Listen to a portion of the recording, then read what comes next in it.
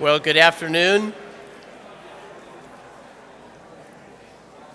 Good afternoon, and welcome to a service of remembrance for Jack Pearson, a remarkable minstrel and troubadour extraordinaire.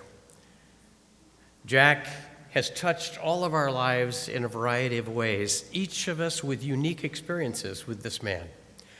And we are here along with family to be able to remember him and to be thankful for the gifts that he imparted into our own lives. Jack was a loving husband, a father, and a remarkable friend to so many of us gathered. He was also an artist. I don't know if you noticed it or not, but the drawings on here were done by Jack. And I always blamed Kari. But not only was had the artist and the author, but again, a remarkable musician, as we all know. Jack played many instruments, and you look at them here and you see a sampling of the things that he played. But the remarkable thing about Jack, in his quiet, unassuming way, is that he never blew his own horn. That was not the kind of person he was. He played and gave himself in a quiet, unassuming way, and that was part of his giftedness. And so this morning and this afternoon, as we share, follow along in the program. It will not be announced. We will just follow as it's written, and you can see who will be coming up to share or what song will be featured. Give attention to the words and the lyrics there. They'll be meaningful. And so as we start this morning, join me in a word of prayer. Lord, for this opportunity to remember Jack, we thank you. And we ask that our minds and our hearts will be open to celebrate the uniqueness of this dear person, how he touched our lives, and how significant he is in our own experience. Bless the family, give strength as they share, and may this be a time of healing for us all. In the name of our Lord, amen.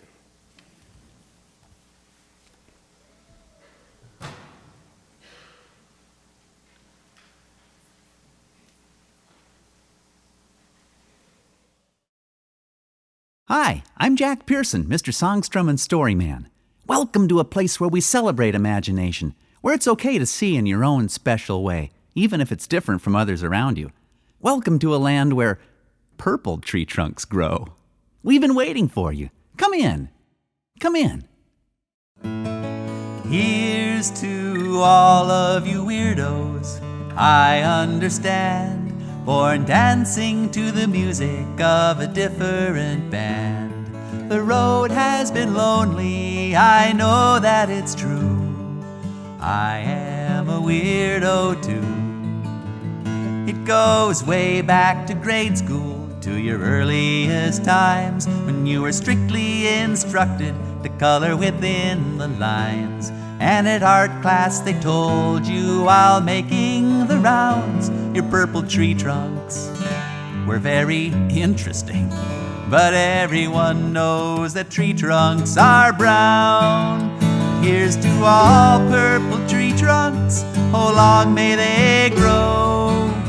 Here's to wild, crazy colors where the lines never go. It might be that you're seeing what no one's ever seen. Normal is just a setting on your washing machine.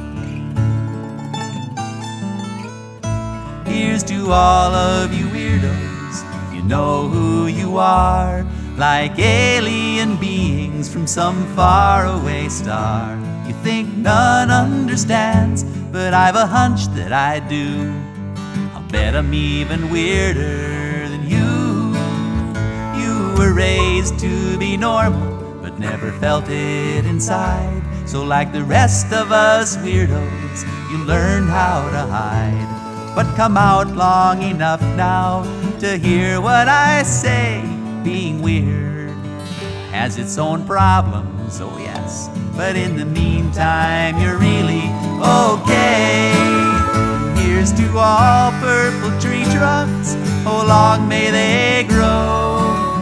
Here's to wild, crazy colors where the lines never go.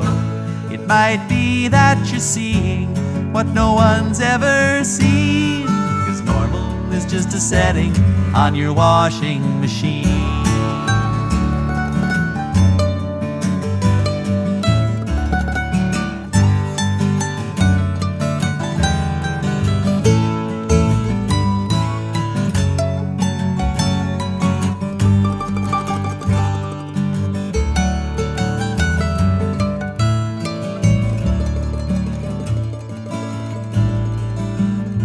And at last to you teachers with kids in your charge, they don't come packaged neatly, small, medium, and large. A few might be weird, and believe me, I know.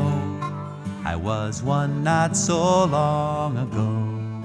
But won't you do me a favor when art class comes round and all the other kids are coloring their tree trunks of brown? If you spot one that's purple, won't you bend down and say, a purple tree trunk? Well, who would have thought of that? And it's the prettiest one that I've seen all day. Here's to all purple tree trunks, oh long may they grow. Here's to wild, crazy colors where the lines never go.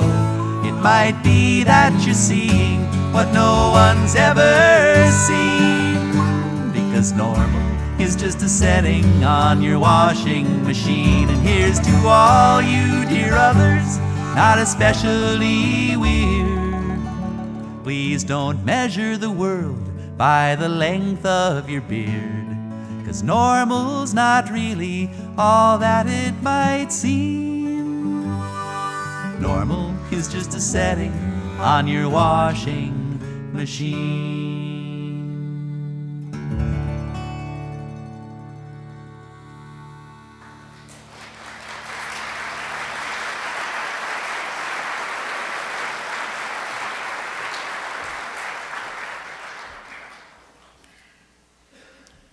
My name is Steve Norman, and I've known Jack since the first day of high school in the morning.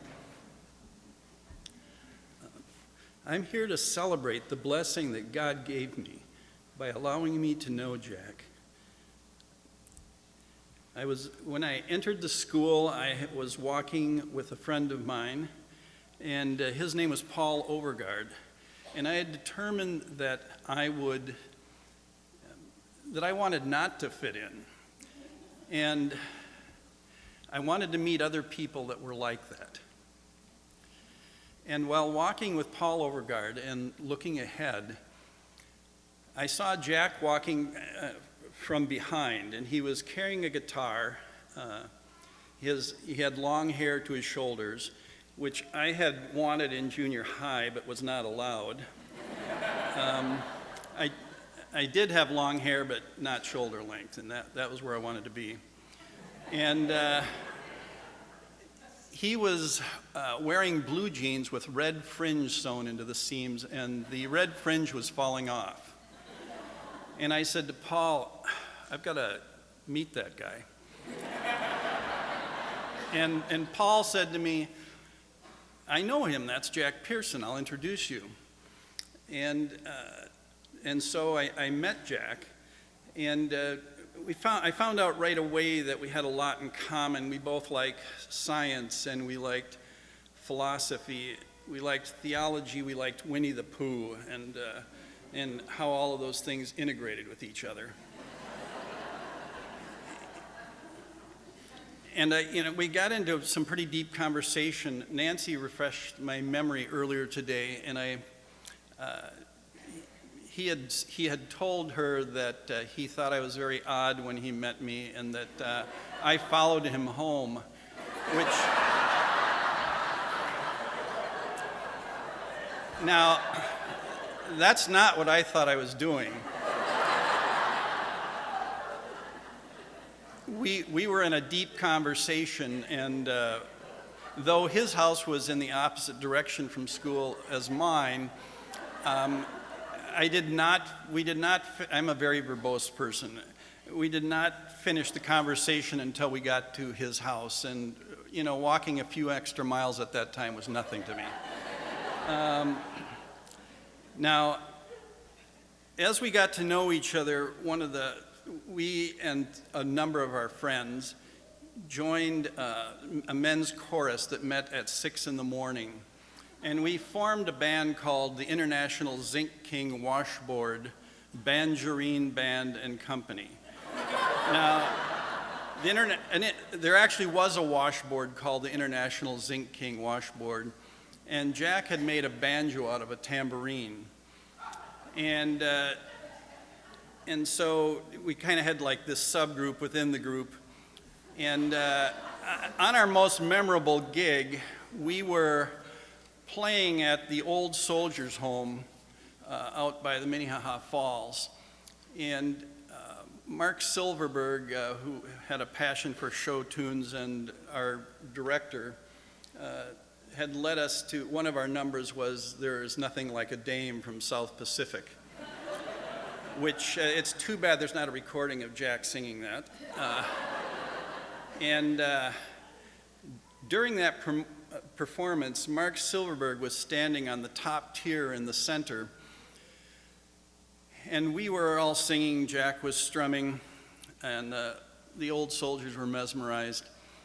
And when it came to the verse, "Nothing thinks like a dame," without any previous discussion or any planning on this or having thought of it before, we all sang in unison without a glitch, "Nothing drinks like a dame." Now, Mark Silverberg started laughing and fell off the top tier to the ground and lay there a quivering mound of flesh. We kept going, and we finished everything. It was our last number. The old soldiers thought it was great, and there was nothing amiss, though it still took several minutes longer to recover Mark. And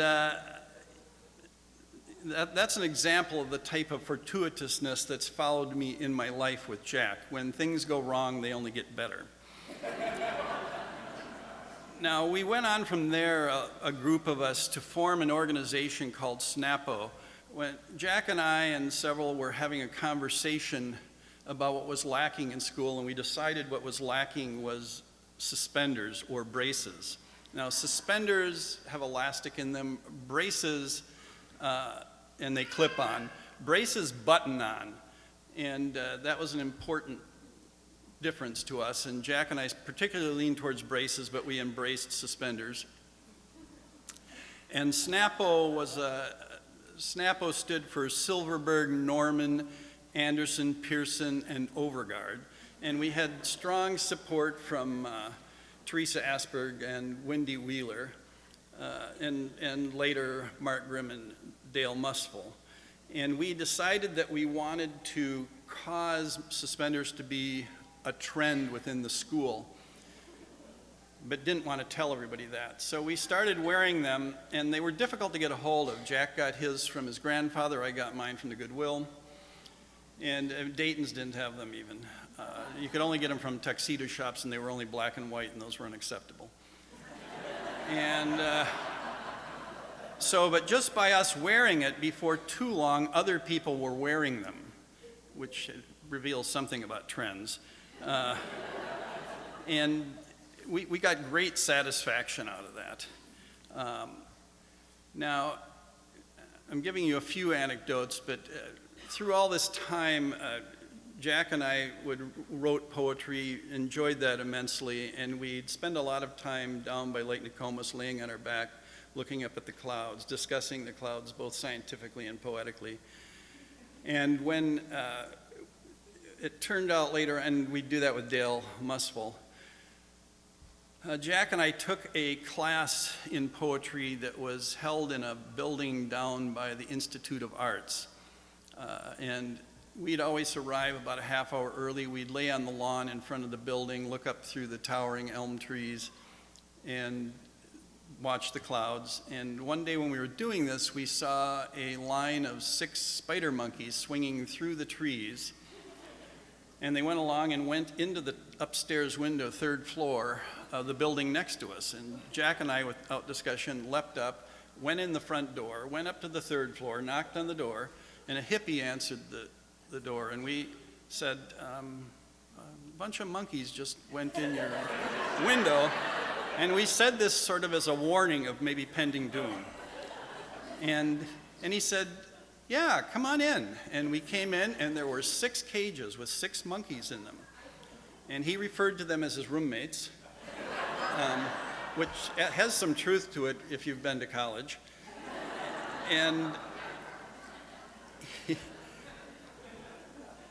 he said, and right away we both asked, we said, well, what about winter?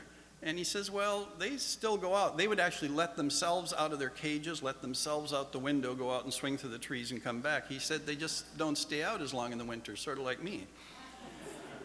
And I'm telling you this in part because that's a type of experience that we shared often, something that was both magical, odd, but somehow normal.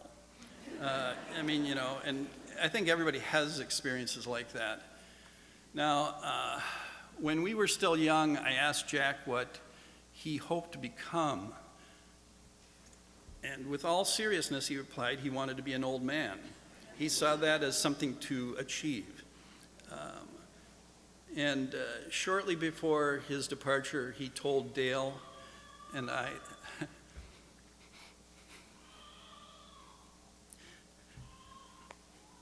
that he had a lot of life to live yet. Now, I believe in Jesus Christ and the grace that he brings. And by that grace, I believe that Jack was exactly correct, that he has a lot of life to live.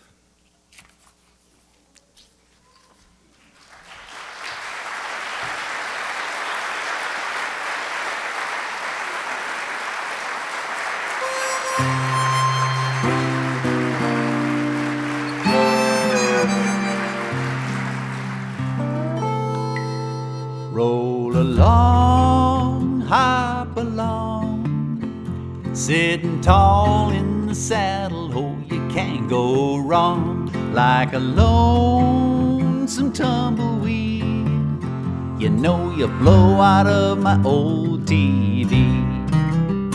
When the doggies are tucked in bed at the close of day, I thought I heard your old horse say, roll along, hop along. Now when I was a spunk, I was no bigger than that. You were my one and only wild and woolly hero. Oh golly gee whiz, gosh-a-roo, there wasn't nothing in the world you could not do.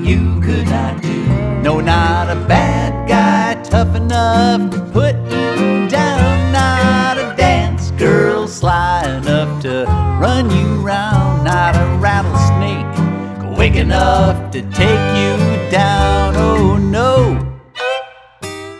oh yippee-i-yo. If I was director of the FBI, we'd both ride the range and keep the world safe night and day. In spite of the way your knees they tend to wobble, we'd have a Justice League just like the comic books. You and me and all our buddies scare those old crooks so bad they'd never show their hairy old face around town again, except for when we need some action. At night in Arizona, when the old coyote sings a long-lost song to the moon, I tune in Channel 7 and can almost taste the pork and beans on your golden spoon. And when the cactus is silhouetted on the prairie sky, I thought I heard the night wind sigh. Roll along, hop along, yeah. yeah. You're my song, you're my song. Oh, hop along. So roll along, roll along.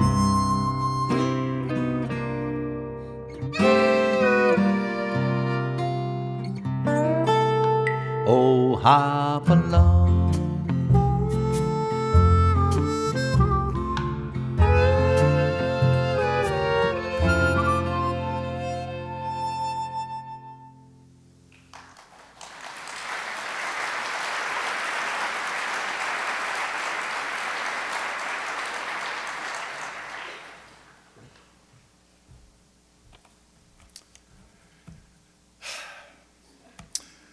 Hi, for those of you who have never seen me in a tie before, I'm Scott Malchow.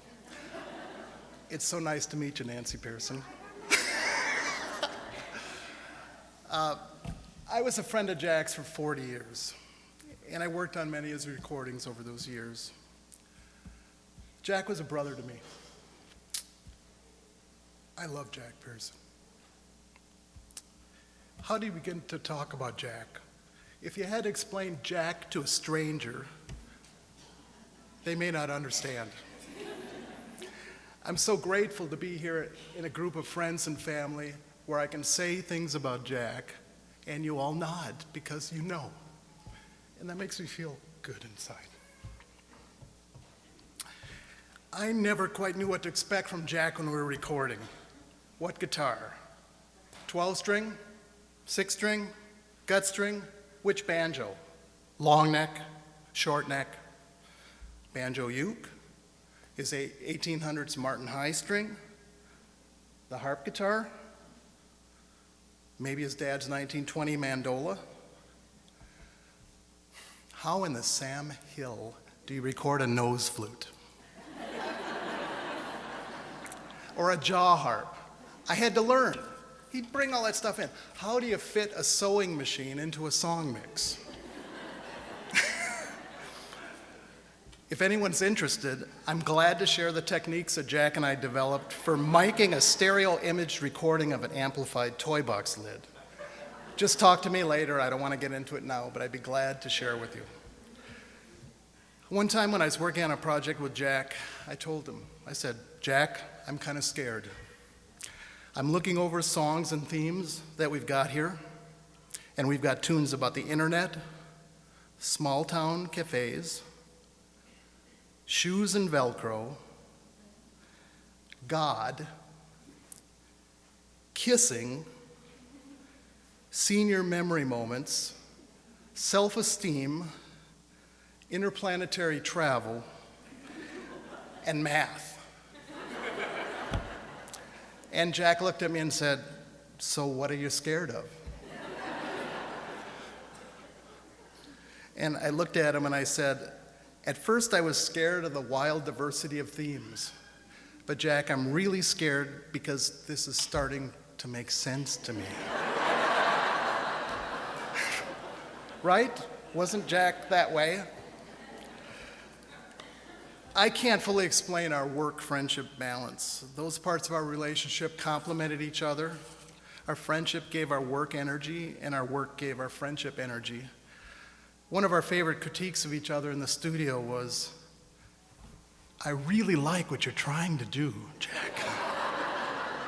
And he would give that back to me. Jack cared deeply about his writing and what he had to say. But he wasn't possessive about it. He was always open to editing, changing, and rethinking what he had written. I was really honored to be part of that process with him. Jack was totally unpretentious about himself as a writer and as a performer. Totally. Jack was merely being Jack, right? Whether we were working alone or whether he was performing to 10 children or hundreds, he was the same person. He was the epitome of what you see is what you get. He wrote his own rules. He defined for himself what success was, what fulfillment was and what he took pleasure in. And he followed it. I love that about our Jack. One time when we were working, I remarked to him that, Jack, you're so unconcerned about being trendy that I think you might be trendy. And he looked back at me in that Jack way. I can barely do it, but picture the response. The shrug, the eyebrows, and the smirk. He'd go, right? He'd go, accidents happen. Jack was one of the kindest, compassionate, and aware human beings that I've ever known. I know all of us here have experienced that in different ways. It's impossible to live the life that Jack lived without a deep spiritual acknowledgement of a God who loves us, forgives us, and accepts us, all of us, in ways beyond our wildest imagination. We shared a common history of Swedish Lutheranism, so we could speak that language. But we also we had a common love of Frederick Buechner, Anthony DeMello, and a lot of other theologians that we both found resonance with. I'm so grateful for the things that Jack pointed me to over the years. I really am. It's really at times like these that I need to remind myself of what I have and not what I don't have. I don't have Jack with me and with us anymore, but we have our memories. We have the music. We have each other. And we have Jack's love. And those don't go away. They don't. I knew I would not know how to end because I feel like there's so many more things I can say and I haven't said anything yet. But I want to say something for myself that I know is true for everybody.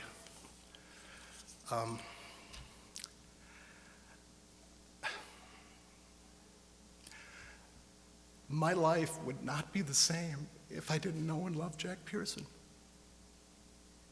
It would not be the same.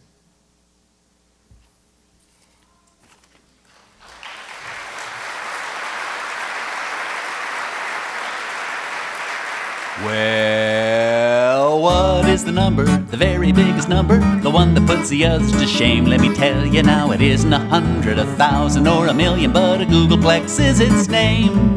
Well, a Google is a one followed by 100 zeros, but a Googolplex is bigger than that. So keep it up your sleeve and amaze all your friends. Yes, a Googolplex is where it's at. It goes 1 0 0 0 0 0 0 0 0 0 0 whoa whoa whoa 0 0 0 0 0 0 0 0 0. What is that cloud approaching yonder, darkening the skies? Like a million buzzing helicopters coming o'er the rise. You'd better run for cover if there's blood still in your veins. You're now in Minnesota, where King Mosquito reigns. Give me type A, give me type A, give me type O, give me type O. Monster Minnesota, mosquitoes in the sky, in the sky.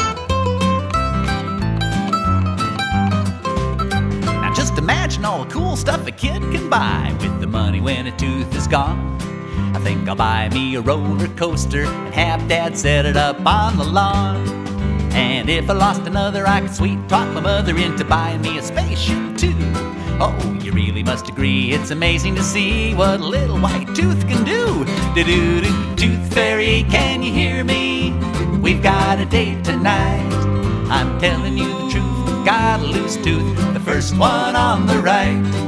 Can you leave me a silver dollar, big and shiny as the moon? The window will be open. Hope to see you soon. So her brother built a rocket and aimed it at the moon. Don't worry, sister dear, you'll be feeling fine soon. We'll launch you up and see whether Earth's gravity will pull those silly hiccups free. So the countdown was begun. 5, 4, 3, 2, 1, blast off!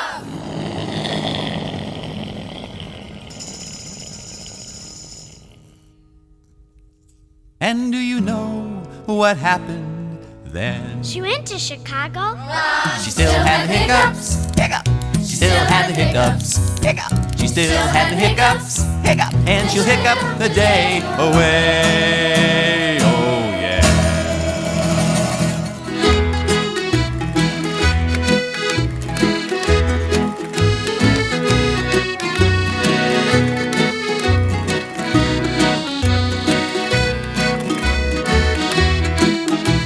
And thus began a happy life for Jan and Josefin, Josefin, Fin, Fin, Josefin. So never underestimate the good sewing machine.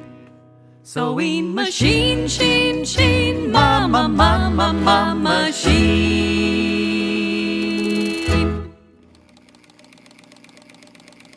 Old or young, or lame or small, or somewhere in between, you can do the greatest things the world has ever seen. Eekebee, Eekebee, Eekebee. That's my name, yes, that's me, little Eekebee.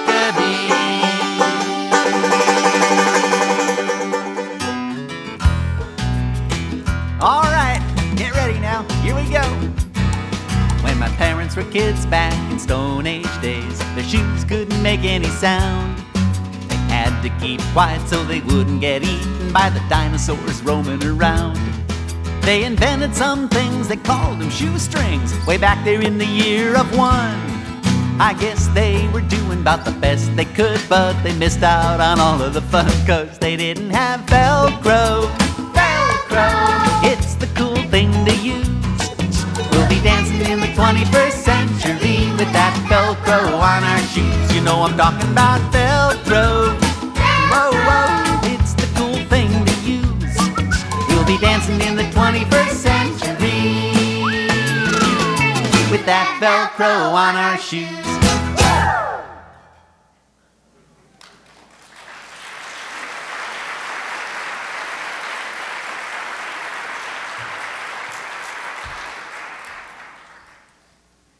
Hi, I'm Kari, Jack's daughter, and I just wanted to say thank you so much for being here.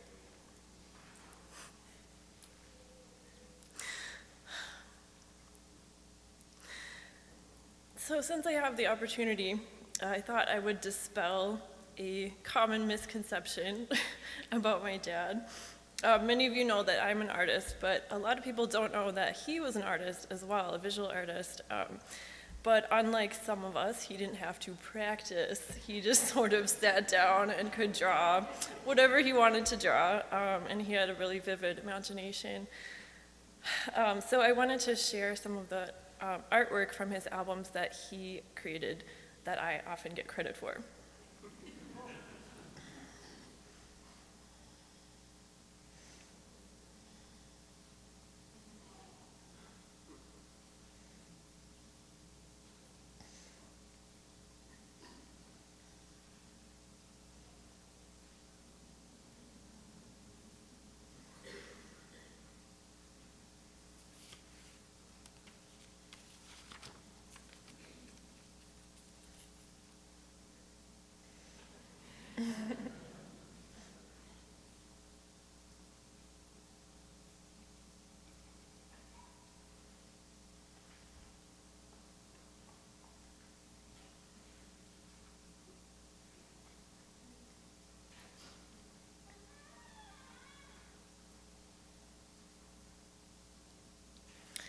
The second to last black and white image is from his songbook that he illustrated and wrote, which I'll just leave up here if you want to take a look at it. And this one is up here because this is the banjo that he designed the custom inlay for. It's him and it's Peter looking up at the sky and up at the stars. And that banjo is up here too, which you can take a closer look at afterwards. The next thing that you're going to see is an excerpt from an interview that I got a chance to do with my dad about a year ago. My dad has been and will always be my inspiration.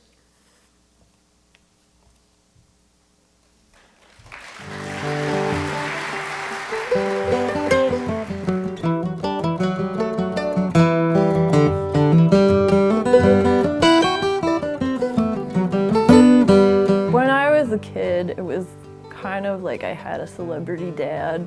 It was really cool. It didn't seem unusual to me, you know, all this banjo music happening all the time. And You and your brother Peter, we'd drag you along to shows.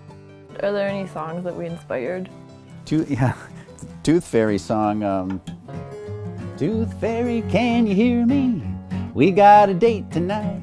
I'm telling you the truth, I've got a loose tooth, the first one on the right. Can you leave me a silver dollar, big and shiny as the moon? Oh, my window will be open, hope to see you soon. How did you first discover the guitar? My sister was asked out on a date in college by a guy she didn't really like much, and she said she agreed to go, provided she could bring both of her little brothers along. Oh my gosh. Anyway, so I went along, and we were doing frisbees and roasting hot dogs, but then out came the guitars around the campfire, and we were singing these songs, and it was so fun. I was just like, where have I been? I've got to do this. Where the ones you love embrace you. I was aware early on of the power of music to coupled with ideas, and how that really got into people's hearts and minds. It is love that makes a family and a home. It is something deep inside I've always known. Come what will, come what may, at the end of every day, it is love that makes a family and a home. You know, music is like magic. It has power in it, and it's you can't predict exactly what it's going to do or to whom or when, but it has the power to shape and change, and it has the power to give hope. Okay, can we talk about suspenders for a second? We can talk about suspenders. Okay, so what are the origins? What's your suspenders You always made the origins? assumption that you grew up in a normal family. Right. I'm kind of known for wearing suspenders. I have more than 30 different pairs of all descriptions. My wife Nancy makes those for me, so she's a big part of that. But I started wearing suspenders when I was 2.5. Here's a little picture of me when I was 2, and I'm wearing suspenders. You know, the occasional day when you don't wear suspenders, I kind of do a double take, and it's sort of embarrassing. It's like, it's almost like you're naked. Yeah, I know. For many years I've carried around the old Possible bag here. This is a leather satchel that's followed me since junior high school. And I have a picture of your brother when he was a baby he was inside the bag. He was not amused. We are a rainbow people, chasing a rainbow dream, across the dark starry sky of our own time. And each of us is a color, though we may not know what it is. We each have a place in the rainbow where we can shine. I know that you wrote a lot of poetry in high school and sort of sat around Lake Nokomis smoking your pipe. Oh, and yeah. just sort of, how did writing poetry evolve into songwriting for you? Well, for me, one big theme in my songs is being who you are, being yourself. Because I know that many times I was encouraged to not be myself. I think for me, just knowing that you totally go your own way, like that really made a big impression on me. One of the things I'm proudest of is that I had the guts to do that, and I did it. That is like the one thing, you know, lots of stuff can go really wrong for a long time, but if you know at the end of your life that you had the courage to be yourself and to do your vision, that's worth it all. Place for you to shine to. Yes, somewhere this side of the rainbow's end, there's a place for you to shine to.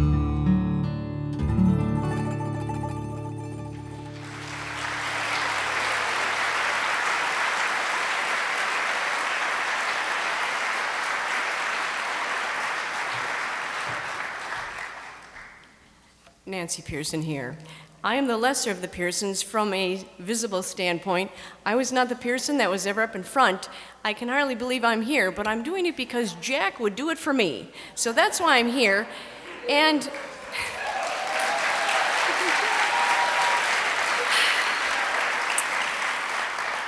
so, in order to make it through this section of Nancy Pearson remembering Jack Pearson, I've decided to do a trivia quiz. And I could tell you how great it was to be married to Jack, because it was. He was truly, as our friend Tim Malentiev said, anybody could be married to Jack. There are implications with a statement like that. The truth is, it is the truth. Anybody could be married to Jack. So, I got him first. Thank you very much. I'm glad about it. Okay, 50 years. Oh, I'm supposed to do this, right? Scott said, move it around, Nancy. 50 years of Jack trivia in 5 minutes. You think you know him? We're going to find out. No need to shout out the answers. You can keep them to yourself. If you feel you gotta burst forth, okay. But if you just want to think about him, Jack was a thinking kind of a guy, and he can accept your introversion. Okay. What was Jack's favorite suspender color? Everybody should get this. Yes, that's so right.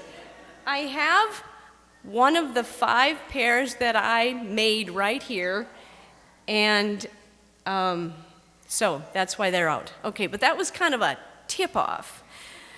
What year did I make those suspenders, and where can his first yellow pair of suspenders be found?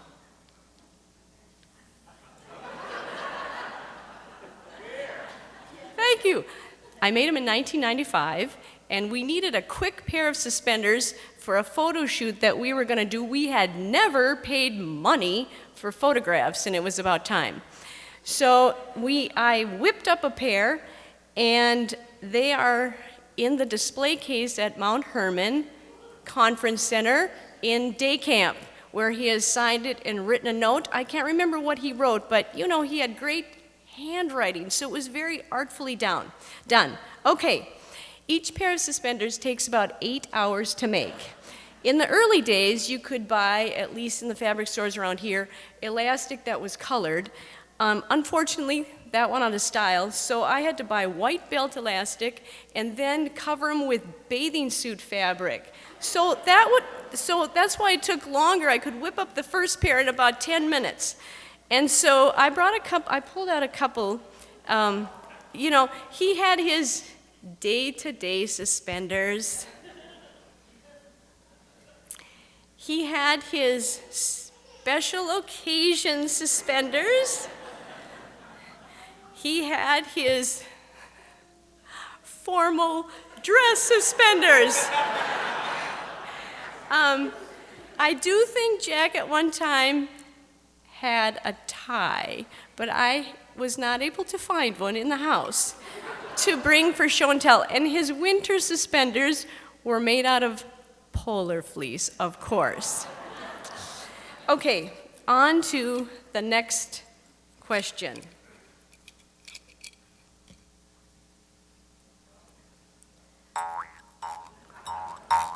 Hold it. I never took lessons. Yeah, this is a jaw harp. Now, Jack's most expensive jaw harp costs more than $100. What country is that jaw harp made in? Norway! There's a few Norwegians here! Good for you! Okay, that is absolutely correct. Norway by a farmer who uses steel from a B-52 bomber that went down in World War II. All right. Next question. Where did he buy all those jaw harps that he sold to the public? The Schwartz family in Austria, who is still manufacturing jaw harps, and they have been doing it for 350 years. Yeah, woo. Who knew, huh? Okay, now, spoons. I was gonna have a pair of spoons here. Peter, do you have a pair of spoons? Oh, there's a...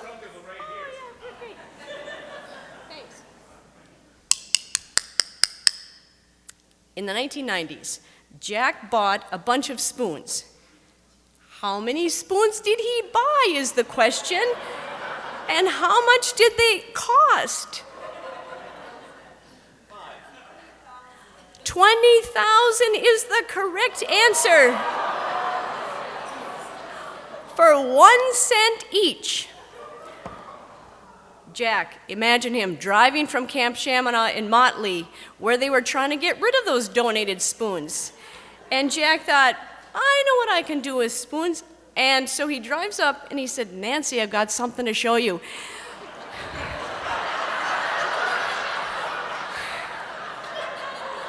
What, Jack? What's wrong with the car? It's like 2 feet lower than when you left. So it was really the weight limitation on the van, otherwise we now would still have 40,000. But I want you to know that most 18,000 of them have sold. Now that's pairs, so 9,000 pairs. Okay, now here is the instrument that Scott Malchow was talking so lovingly about. What is this instrument? The nose flute. Yes, and you play it by blowing air out your nose. And it's the instrument you always wanted to play, but did not know until now it existed, right? Okay. Jack placed in the top 10 contestants at the 4th annual National Flat Picking Contest in Winfield, Kansas. How old was Jack? Steve was there with him and he should know. The answer is 1974, 1974, he was 21 years old. He placed in the top 10, which was great. Mark O'Connor, the musical genius that went on to play on 500, Nashville recordings, was number 1 that year. But Jack was in the top 10. Okay, so getting close here to the end of our quiz. If Jack was marooned on a desert island, what instrument would he bring? Some say banjo, some are saying guitar. The truth is he would bring a guitar. It was his first love, and he would probably bring this Martin D 41S, and those are designations for shape and whatever. And I think he really fell in love with that guitar. I think, did Paul Stuckey have one, or one of his heroes, or maybe that was Norman Blake? Okay, Steve knows a few facts here. Okay, number 10, over the years, Jack had 3 instruments stolen. He had a fiddle stolen, a banjo, and a guitar. The banjo was stolen in 1987 from Beardsley Elementary School. I see you out there, Otto. You probably went to that elementary school. It wasn't you. And we got it back 18 years later with the help of a few pro bono lawyers. I see you out there. Thank you. And tomorrow actually marks the 30th anniversary of the day that banjo was stolen. Isn't that interesting? I just found that out. I just looked back. But the important thing is, what life lesson did Jack Pearson learn about his instrument? And he got them all back, by the way, at different times. What is the life lesson takeaway here? No.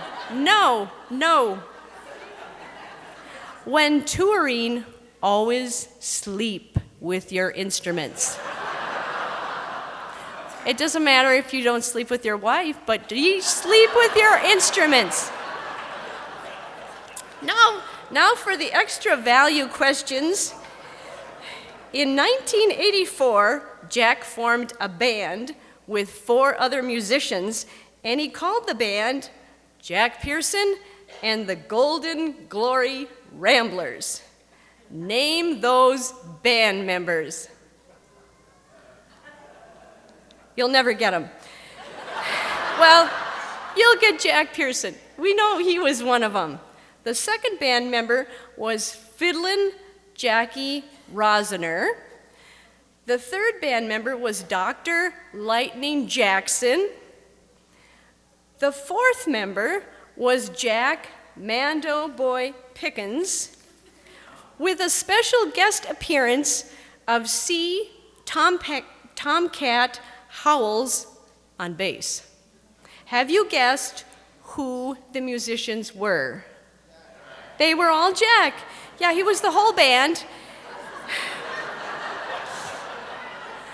We were a very streamlined, frugal operation.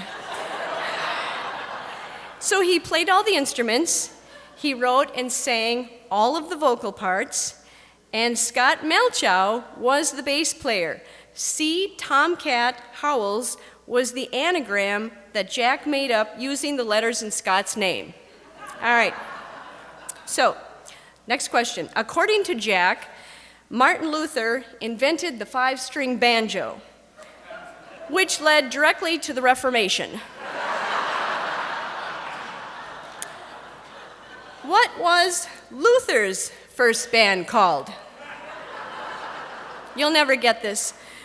Sola Banjoa Augustinian Banjo Band, which translates to by banjo alone. Amen. Martin later changed the band's name to Brother Martin and the Rhine River Ramblers, and played songs like Skipping Through the Graveyard. You guessed again, a completely fictitious story that Jack made up and performed often in the 1980s and 90s. Okay, Dayton's department store, dearly departed, at one time had a Boundary Waters merchandise line. Jack wrote 2 picture books and a comic strip that appeared in the Star and Tribune papers.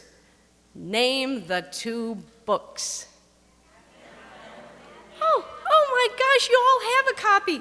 Matthew Mallard's Homecoming and Matthew Mallard's Treasure. Okay, now we're getting to the personal stuff. Jack's brother-in-law, John, cornered me at a relative gathering early in Jack's and my marriage and asked me this. He was always asking these kind of questions, by the way. Why did you marry Jack? You have 3 choices. For his looks, money, or love. And he proceeded to answer for me. Looks? No, too shaggy. Guitar player? No money. Love? It had to be love. What's your guess? Love, it was.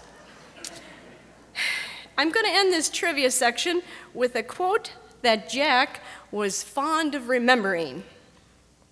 Here's the quote. "Far be it for me to stand in the way of any man who wants to marry Nancy."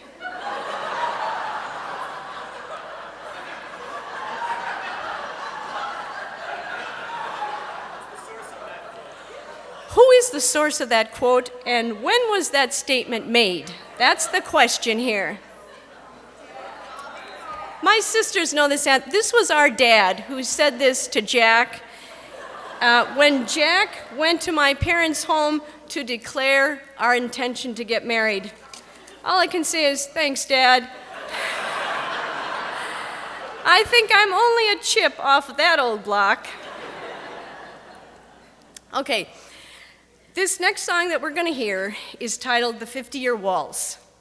It's a song that Jack wrote in 1995 on the occasion of his parents' 50th wedding anniversary. When he actually recorded it 2 years later for the CD collection, Jack wrote this in his liner notes on the CD. I really like this song and have begun to realize that it was written as much for my wife, Nancy, as for my parents. Nance, I hope I can sing this to you in 30 years or so. So last year, Jack and I had known each other 50 years, 38 of them married. This month marks our anniversary, and I just want to say, Jack, thank you for loving me. You're the best best friend that I ever had. Thank you very much.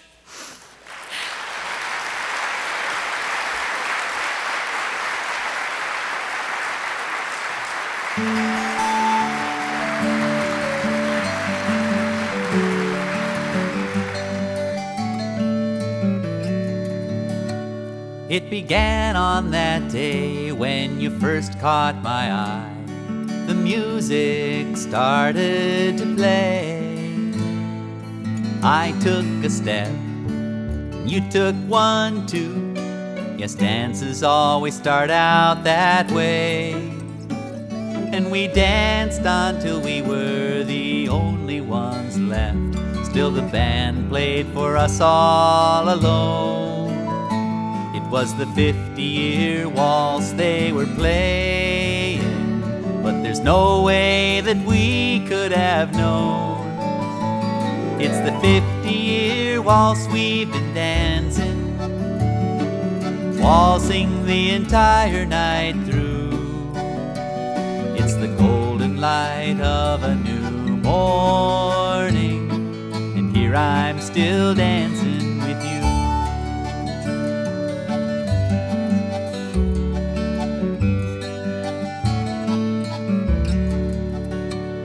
Oh, who could forget those hard early years when I routinely stepped on your toes?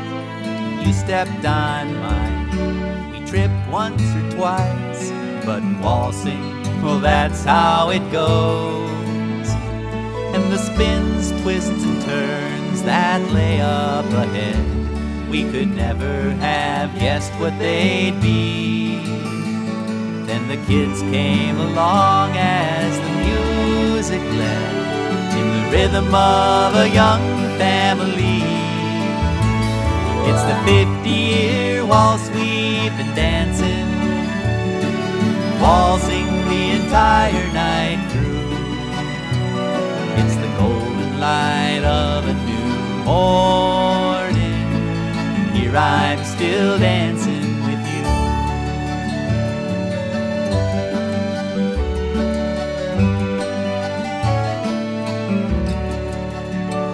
I haven't always been the best partner. There were times I thought I never could dance.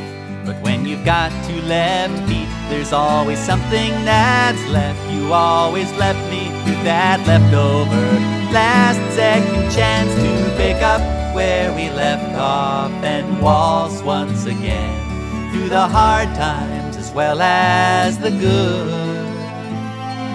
Stayed through it all, through both thick and thin.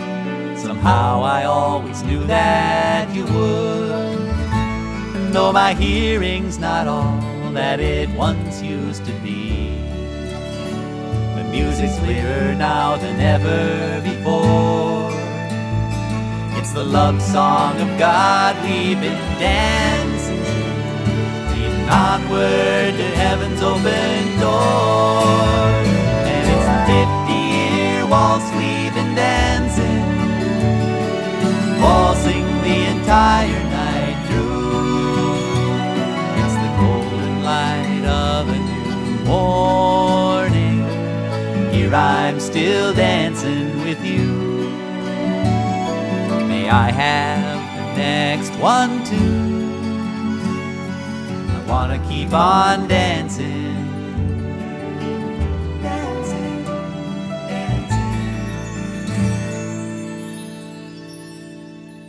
with you.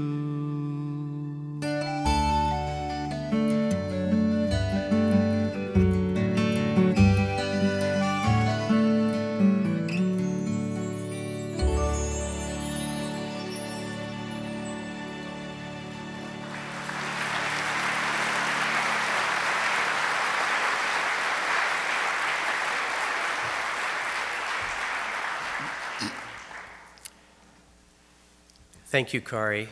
Thanks, Nancy. That's never easy, but we appreciate it so much. My name is Ken Harrower. I have been a director at a family camp in California for Feels like 50 years. In fact, I think it is. And way back in 1986, a letter came, a little package. And I opened it up. It was from Minnesota, and I didn't know anybody in Minnesota. I opened it, and here was a letter saying, I hope you'll be interested in some of the things that I might be able to do for you. And there was a cassette recording inside, if you remember them. It wasn't reel-to-reel, it wasn't that bad, but it was a cassette. And I put it on and listened to this banjo-picking, guitar-playing songster. And I thought, if I could bring him out to Mount Hermon, I wouldn't have to do campfires anymore.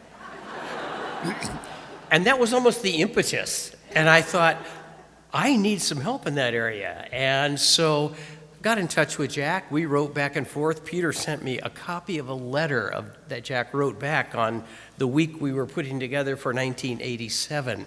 And we had 10 weeks of family camp, and I had dreams that it would expand from maybe 1 week with this man to all 10. No more campfires. Well, not for me personally. And that's what happened. Jack came out and just hit it off. We had a great time together. And he looked over the things that we did, and he says, I could do things in your day camp program while the adults are in a session. And I could go down to Redwood Camp and do some things with those kids. A camp, we have 3 camps on our property. And I could do some things in their playtime while another session is going on. And, I could do some things just out in the mall where people gather in the evenings or walking around with ice cream and all the rest. And he and Nancy and the kids eventually over the years would be out there just playing and people gathering around enjoying that. And then one year we added a train. Well, that sounds interesting, but we actually had a track that people would come down to Mount Hermon from San Francisco, and there was an old railroad company next to us called Roaring Camp, and we contracted with them to add on more cars, and we would then load 500-600 people on the train and take them to the Boardwalk Beach at Santa Cruz, 6 miles away. And Jack would ride the train, complete with banjo, guitar, and of course, jaw harp. And in those days, we had marvelous experiences with Jack. You can imagine the things that he did. And not only the sense of music, he stepped into teaching seminars. He took all sorts of roles because he was so gifted. And as he used his gifts, people just grew to love him. And he became such a special person in the life of this conference center. And summer after summer, 87, 88, 89, 90, 2000, it just went on for 27 years. And we had the opportunity to have him, and what a gift. What a gift. And as I think about that, one of the prime things, besides all those things, plus more that I can't even quite bring up, was one that I shared with Jack that was so significant. We did a Vesper service one night during the family camp. It was a quiet, contemplative time, about 9 o'clock as people are thinking about heading for bed. And we did a quiet thing because the camp is kind of raucous. And here was a whole other style of quiet and reflection. And Jack brought his guitar and did the most phenomenal guitar hymnody that I've ever heard. And that played into one of the most meaningful, relaxed times of music, hymns, and readings that people just resonated with and remarked about over the years. That was Jack at Mount Hermon, and we loved him. But the friendship that he offered people was so significant. Jack was open to anybody. He would just respond to people, especially to children. We would have a whole child care program. It's a whole family camp, so tons of little ones, tons of elementary age, lots of junior high, senior high. And he would relate to all those age groups. And it was amazing to watch the way that he would connect. And they would come up to him. There was one young child, his name is Caleb. And he would come back summer after summer. And first thing he looked for on the first meal of camp, he would come up and to the front tables and look for Jack. And he would just come up behind him and stand right behind him. Just stand behind his chair, hoping that Jack would just turn around and recognize him. And that happened every year. Caleb was this tall, this tall, this tall, this tall, this tall, and it turned into a friendship that is just remarkable even to this day. Caleb thinks the world of Jack. And that was so typical of hundreds of kids who had a relationship with this dear man. Such an amazing person. But he also built relationships with college staff who came to serve for a summer. And those college staff grew and went on beyond their collegiate work into the vocations or grad school, got married, had kids, and many of them live in the Santa Cruz area. When Jack comes, they're still in contact, now sharing their children with him. It's just an incredible thing. But the friendship was not just with the parents, not just with the kids, it was with the adults. Many of us were so touched because we got into those type of conversations that Scott and others were talking about. Conversations about books and ideas and philosophy and theology and building relationships. Those were important things to Jack. And we would be sharing books and conversation. It was just a part of what brought us all together. And Jack lovingly related to all ages. That was a rare gift. He gave himself and his time freely, and he never appeared rushed. People were of utmost importance, especially kids.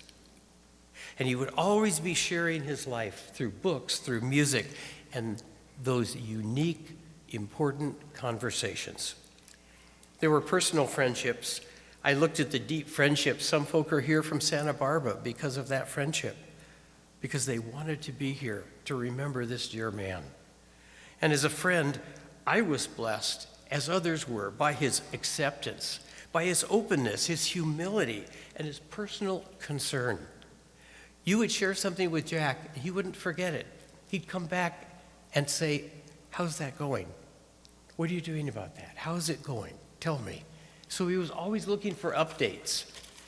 And my own friendship with Jack developed in those ways over those years until I realized I really had a bosom buddy. This was a guy that I could be real with. This was a guy that I could share with. And as Nancy responded one time, she said, "You guys have become soul brothers."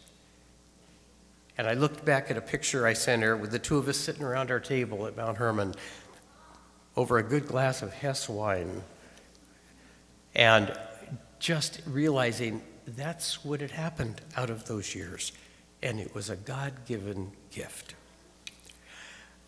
One of the other things that was so important was that Jack was always concerned about what it meant to follow Jesus. And he was very clear. It's not about the rules. It's none of that. It's about a relationship. And how do we treat people as Jesus treated them? With kindness, with care, with love, with acceptance. So important. The Apostle Paul, in his letter to the church in Ephesus and also letter to the church at Colossae, he wrote that the marks that we are to put on are gentleness, kindness, humility, patience, and forgiveness, offered in an attitude of love. And these were to be the marks of a follower of Jesus. And Jack exemplified these qualities, these traits, as he would touch people all around him. And I thought, that is attractive. That is a faith lived out, and lived out well. For me, Jack became that soul brother, and I miss him deeply. My loss feels like that of losing a brother. A dear friend, yes, but someone close because of those years of sharing life together, sharing joys, hurts, sadness, challenges, concerns, fears, and always coming back to what it means to follow Jesus as we try to encourage each other. Jack's been a great gift in my life, as has the family. And I am such a better person because of Jack and because of those relationships. And I continue and will continue to be thankful for him.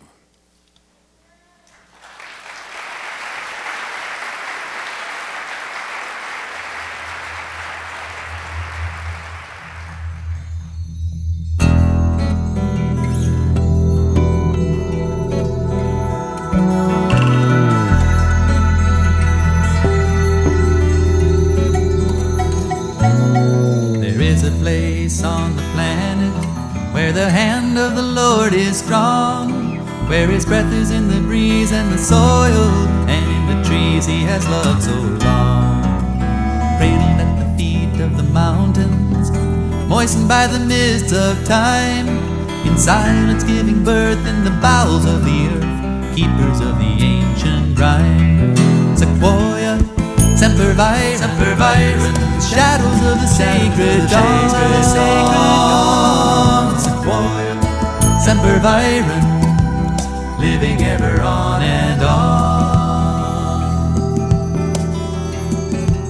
Shadows of the sacred dawn. Living ever on and on. Living ever on and on.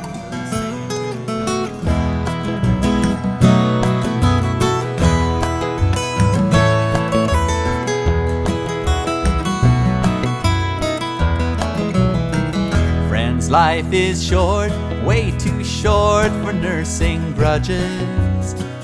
A grudge will grow so big that it becomes your boss.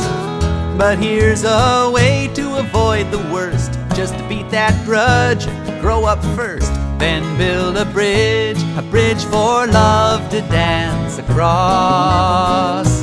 Build a bridge. Build it long, build it straight, build it strong. Just build a bridge to reach a troubled shore. Build a bridge, make a start, a path to heal a hurting heart. Just build a bridge for love to travel o'er. Oh, just build a bridge for love to travel o'er. So you're stuck here on life's freeway in this traffic menagerie. Nerves are frayed, horns are honking, cars as far as I can see. Then a message from the Spirit, it's your beeper, can't you hear it? Time to boot on up to heaven with the Lord's technology. Fax yourself to Jesus on that cellular phone of glory. Better check your heavenly voicemail in the scriptures sweet and true. Oh, let the Lord illuminate your darkened fiber optic cable. Dial the Savior's soul-free hotline, 1-800-HALLELUJAH. I was raised down home on a country song in the saddle of an old John Deere. Did we sweat? You bet, and we did it from dawn to dark. Well, one night after dinner, I was just 16. My dad said it's time for a talk. He said, take some advice from me before you court and spark. He said, son, don't neglect your schooling, but it ain't the ultimate reality. There's only one thing you need to know, here's what he told me. He said, kissin' don't last, but cookin' do. Listen up, son, I'm telling you, before you tie the knot, you better taste the stew. Cause kissin' don't last. Kissin' don't last. No, kissin' don't last. Kissin' don't last. I say kissin' don't last. Kissin' don't last. But cookin' do. Do-do-do-do.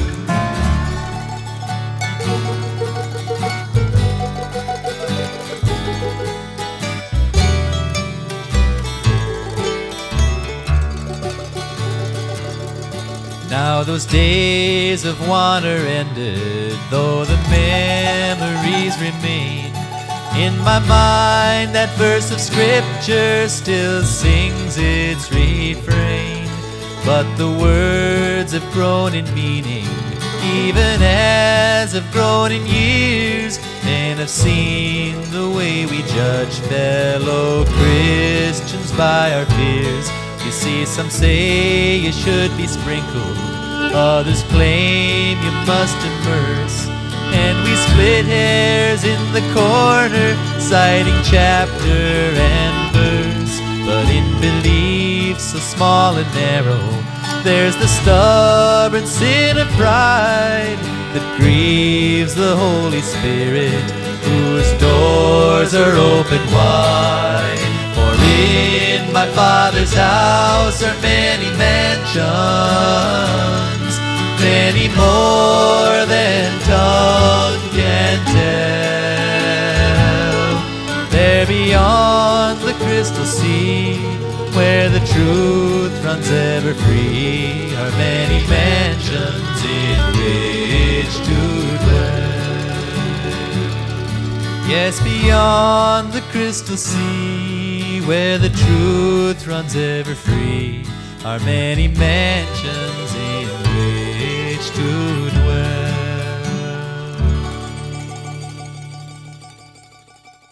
There's a deep field out past the sky, seen by old man Hubble's glass eye. You can't imagine how far, no matter how hard you try. There's a deep, deep field. Though it seems we're alone, with no one to care, only darkness and chill in the heavens up there. There's a love we hear calling from inside somewhere, from a deep, deep field. Dear Dr. Hubble, your urge to explore has burst our small bubble and has opened the door.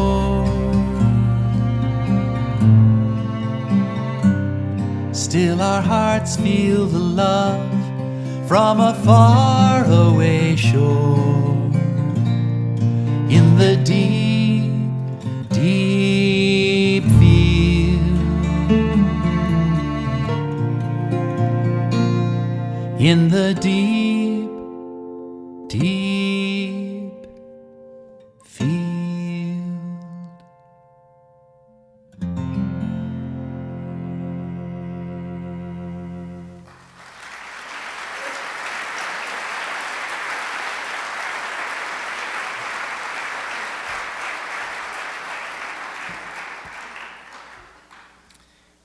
I think you're gonna have time to print stuff out, but nope.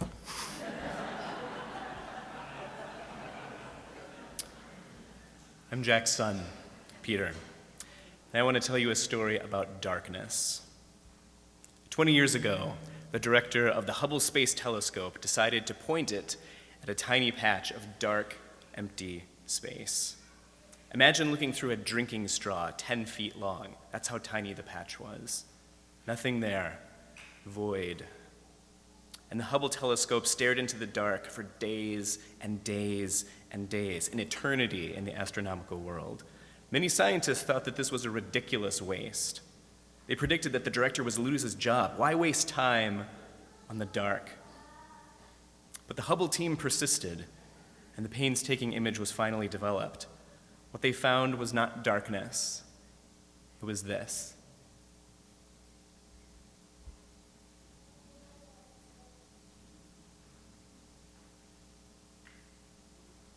They found light. Light from the earliest galaxies in the universe, born 13.2 billion years ago. The oldest light that the eye can see from unfathomable distances in space and time. It's called the Hubble Deep Field, and it's among the greatest discoveries in all of astronomy. My dad was so struck by this image that he wrote a song about it, the title track to his most recent album. The last two verses are these. There's a deep field where words never go, where they all fall silent as snow. Such a small, fragile structure to all we can know. In the deep, deep field. Though it seems we're alone with no one to care, only darkness and chill in the heavens up there. There's a love we hear calling from inside somewhere, from a deep, deep field. We're having a celebration today. We've heard a lot of funny stories. But there's something else going on too. It's a dark time for a lot of us. The loss of my dad is the darkest time I've ever been through. And some days it feels like the darkness will never end. But I'm trying to remember the thing that he believed with all of his being, something that I want you to remember too.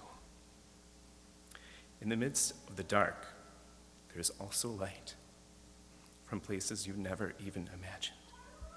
Near and far, impossible as it seems.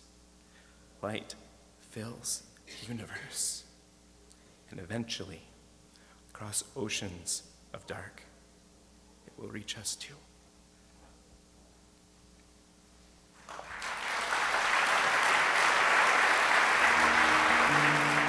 Once was a guy named Sam.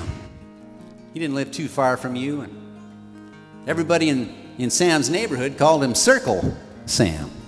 And that's because Sam lived in a circle, actually. He'd drawn a circle all around the outside of his property. He just drew it right in the dirt, about 10 feet away from the foundation. Nothing inside Sam's circle ever got out, and nothing outside Sam's circle ever got in. Sam liked it that way, kept things safe and predictable, Well, things were going fine for old Circle Sam till one day he was feeling a little bit out of sorts. And, the next morning he was feeling worse. And finally, by the third day, he knew something was seriously wrong, and he got on the phone to the doctor. Oh, yes, Sam, yes, a terrible malady indeed. I recognize the symptoms. Treatment? Well, the only treatment I can recommend is the fruit of the tambo tree. Sam, he'd never heard of any tambo tree before. He went to his bookshelf, got a book of trees, started leafing through it. There on page 38 was a picture of one of those tambo trees. It's kind of spirally purple leaves and kind of red fruit on it. And Sam realized he'd seen one of those trees before, but where? Well, he went outside of his house, right up to the edge of his circle. And right there, growing on a little hill out behind his garden, was one of those tambo trees. Outside the circle, can't trust anything out there, probably poison. Sam went back inside. But he was feeling worse and worse until he finally couldn't even walk anymore. Sam realized he was going to have to get some of that tambo fruit or die or something. So, Sam formulated a truly desperate plan. He never thought it would come to this. He crawled out his front door, crawled up to the edge of his circle, and with a trembling hand, he erased part of the circle. And he took a stick. Laboriously, he drew it all around the tambo tree, which was now in the circle, but Sam was too weak to do anything but just sort of lie there on the ground. Well, pretty soon a little girl came skipping over the hill. Well, good morning. I don't believe I've seen you around here before. You haven't. Who are you? My name is Violet. I live with my mama off there, the other side of the hill there. But who are you? What you doing lying on the ground like that? Well, my name's Sam. I'm trying to get some of this fruit. Oh, I'll help you with that, Sam. No, you can't come in my circle. What circle are you talking about? My circle, here on the ground. That's just a little scratch in the dirt. I'll jump over that. No, you can't come in my circle. All right, okay. If I can't come in, can you come out? No, I can't come outside the circle. Says who? It's the rules. Looks like we're stuck. See you later, Circle Sam. Violet skipped away, but a wave of despair washed over Sam. No, Violet, come back, please, will you? She did. Sam crawled on over and You're in the circle now, Violet. So I am. Well, Violet tried her best to climb that tree. She couldn't get a toehold to save her life. Sam, looks like we're going to need our ladder. Ladder? What ladder? Well, the one back at my house. But, I know, it's not in your silly circle. Here, give me that stick. Violet ran off. She drew a circle all around her house. Came back a couple minutes later, a rickety old ladder. Put that up against that tambo tree, scrambled up there like a little monkey. Pretty soon that tambo fruit came raining down one after the next. One of them bumped Sam right upside the head, kind of picked it up and pulled the husk off and took a bite. It was the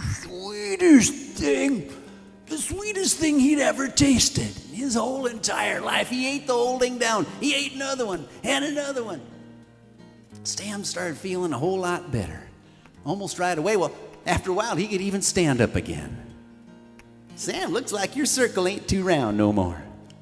As long as you're back on your feet and all, why don't you come on over to my place for dinner tonight? My mama makes the best old tambo pie you'll ever taste. And you know what? That's exactly what happened. And the very next morning came a knock at Violet's door. When she opened it up, well, there stood old Circle Sam with a big old walking stick in his hand and a backpack over his shoulder. Violet, I just came to say thank you and goodbye. You see, I've decided to draw my circle as wide as I can. This might take some time. Sure enough, it did. Fact is, Sam was never seen around there again. And how big his circle has gotten by now, well, who knows? Why, some people think it might even end up circling the whole entire world. I started out as a baby. My crib was mighty small. To tell the truth, the whole world was me from wall to wall. I drew one tiny circle and I sat smack dab inside. If anyone got too close, then I just cried. Oh, how I cried. At school I drew a circle on the playground one fine day, to play a game with friends and keep those other kids away. But my teacher strolled on over and knelt so none could hear. I'll never forget what she whispered in my ear. She said, draw your circle big, draw your circle wide, draw it so that everyone can find a place inside. Open up your heart, that's where you begin, to draw love's circle wide enough to circle others in.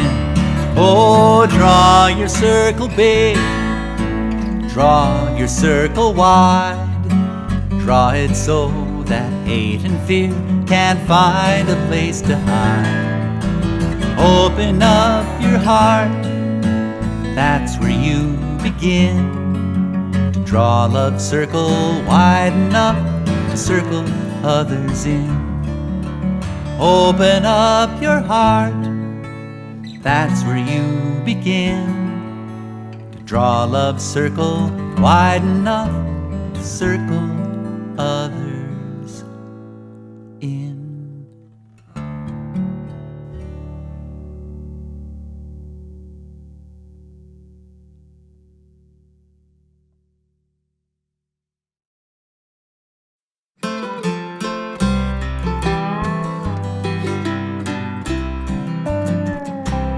Arms of love encompass all your present. May the arms of love surround your every past. May the arms of love cradle all your future in the only love that will ever last.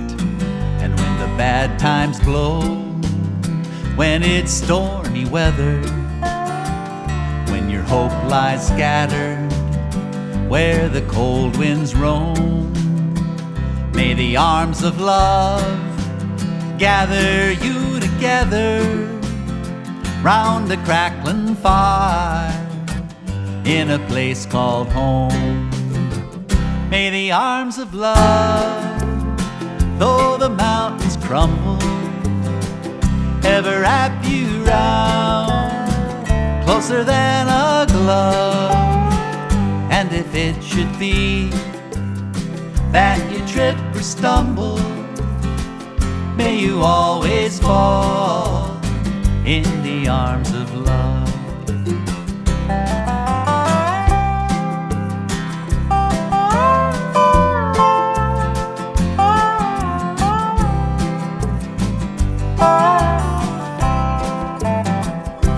Now we take just one last cup of parting, starting down the road of our own separate ways.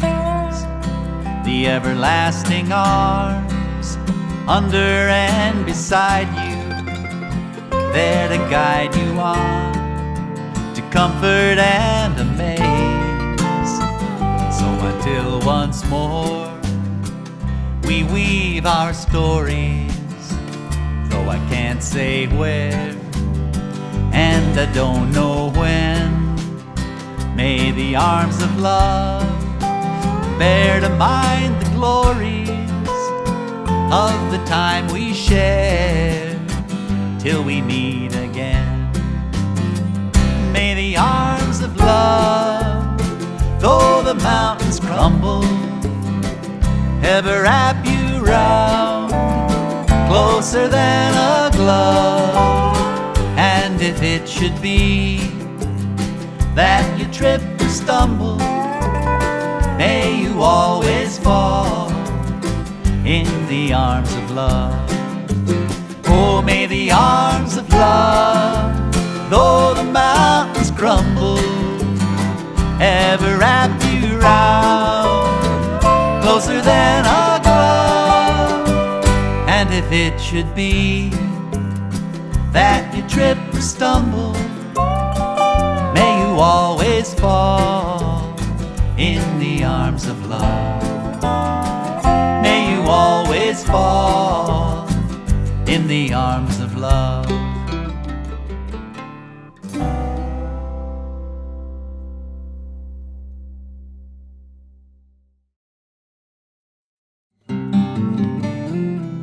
And here's to all purple tree trunks, long may they grow. Here's to wild, crazy colors where the lines never go.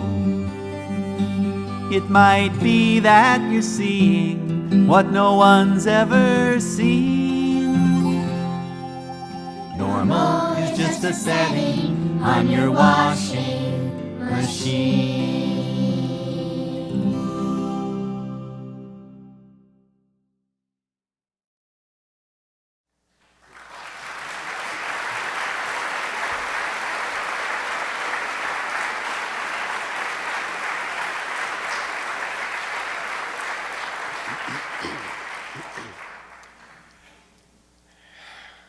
Thank you, Nancy, Peter, Kari, for all the work you invested in sharing your father with us. It was such a gift. Thank you.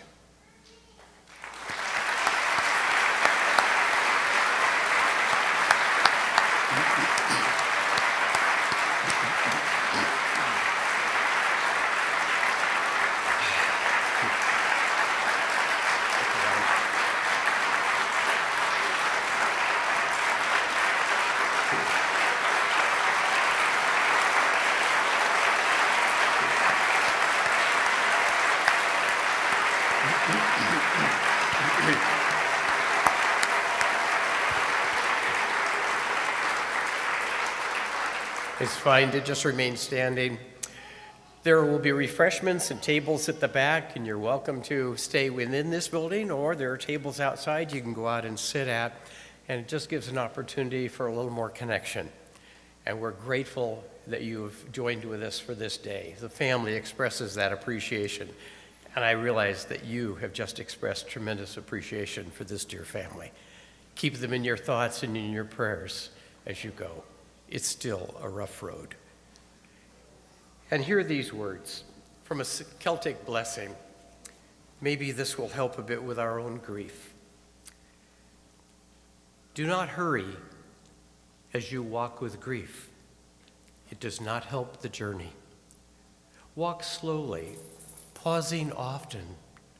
Do not hurry as you walk with grief. Be not disturbed by memories that come unbidden. Swiftly forgive, and let Christ speak for you unspoken words. Unfinished conversation will be resolved in him. Be not disturbed. Be gentle with the one who walks with grief. If it is you, be gentle with yourself. Swiftly forgive, walk slowly, pausing often. Take time, be gentle, as you walk with grief. And now, the benediction. May Almighty God be with you. May he protect you. May he bring healing to your mind and soul. And may you sense joy in your relationship with one another, but joy in a relationship with him. As you enter and realize you are held by the arms of love. the arms of the Almighty. May he give you healing, hope, and peace. In the name of Jesus, amen.